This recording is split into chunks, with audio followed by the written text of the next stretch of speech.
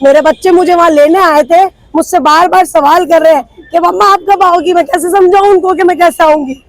अगर जो भी गाइडलाइंस आपने चलाई थी हमारे लिए भी तो कुछ करते ना। नेशनलिटी हमें अभी मिली नहीं है। 11 साल हो गए हैं, मुझे नेशनलिटी की स्लिप मौजूद है। जिस दिन मुझे वो नेशनलिटी मिलेगी वो स्लिप जमा हो जाएगी। लेकिन मेरा घर तो वही है ना। मैं तो अपने मायके आई थी और आज मैं इतनी मुसीबत से, हम लोग 3 घंटे में तैयारी करके वहाँ गई और 900 किलोमीटर है जोधपुर से वहाँ पर। कितना पैसा बर्बाद हुआ। मेरे हस्बैंड वहाँ से इमरजेंसी में आए, मेरे बच्चों को लेके आए। सबसे पहले तो मेरे बच्चों के सवाल का जवाब दो कि मैं उन्हें कैसे समझाऊं कि उनकी माँ कब आएगी। मैं रहती कराची में हूँ, शादी मेरी वहाँ हुई भी है, 11 साल हो गए मुझे और मेरे 2 बच्चे हैं। और यहाँ पर मेरे मम्मी पापा का घर है जोधपुर में। मैं मिलने के लिए आई थी, 30 दिन हो गए मुझे यहाँ पर। मेरे जाने के दिन थे, लेकिन ये गाइडलाइन के बाद में इमरजेंसी के अंदर हम लोग यहाँ से निकले कि भाई हम तो नेशनलिटी केस में शायद हमें एग्जिट देंगे।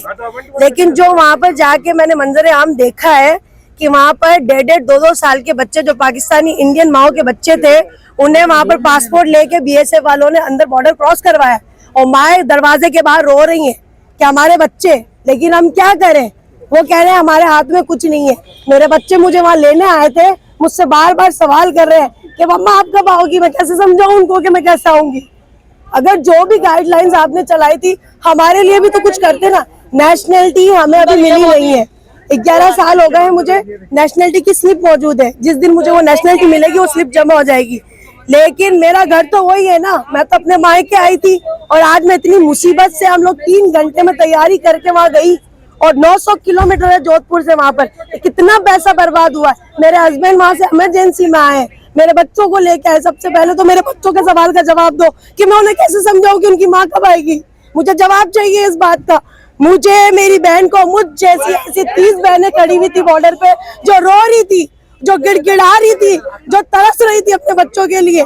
उनका सवाल का जवाब दो। हम लोग कैसे जाएंगे यहाँ से। ये हमारा कसूर थोड़ी ना है कि हमारी शादी वहाँ हुई भी है या हमें नेशनलिटी नहीं मिली है। इवन वहाँ पर जो पाकिस्तानी लड़कियां फंसी हुई है उनसे भी यही कहा जा रहा है कि इंडियन बच्चों को भेज दो। माँ कैसे रहेगी। क्या आपके बच्चे नहीं है?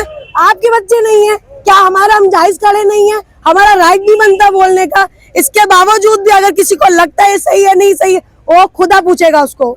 और जो कुछ भी चल रहा है ना यहाँ पर, मैं विनती करती हूँ हमारे जाने का प्रबंध करें। 4 दिन से करे, हफ्ते भर से करे या 10 दिन से करे, हमारे लिए रास्ता खोले। हमारा घर वही है। ये मेरी बहन 20 साल से वहाँ रह रही है, इसकी 2 बच्चों को वहाँ छोड़कर आई है। बच्चे ले लिए, बच्चों को ले लिया, इनको नहीं लिया अंदर, क्योंकि मेरे पास था ब्लू पासपोर्ट, सिर्फ ग्रीन पासपोर्ट की एंट्री थी वहाँ अंदर। मेरे 2 बच्चे बहुत रोते हुए गई है अंदर। बस हमारा किसी तरह, हमारे बहुत जल्द से जल्दी हो सके हमारी आवाज आगे पहुँचाए और हमारे वहाँ जाने का हमारा इंतजाम करवाए। बस हमें यही कहना है। अब जो हो गया सो गया। हमारा रास्ता खुलवाए, हमें जाने दे, हमारे लिए कुछ करे। मेरे बच्चों का ग्रीन पासपोर्ट था, मेरे बच्चों को अंदर ले लिया। मेरा ब्लू पासपोर्ट है। कोई कहीं पे भी ये नहीं होता कि बच्चों को माओ से जुदा किया जाए, भले कितना भी दंगा फसाद हो, कुछ भी हो। कहीं पे भी बच्चों को ले लिया और हमें ले लिया। 1.5 साल के दूध पीते बच्चों को बीएसएफ वालों ने अंदर ले लिया कि इनको दे दो, माए नहीं रहो। ये कहाँ का कानून है? किस जगह का कानून है? हमको इंसाफ चाहिए अब।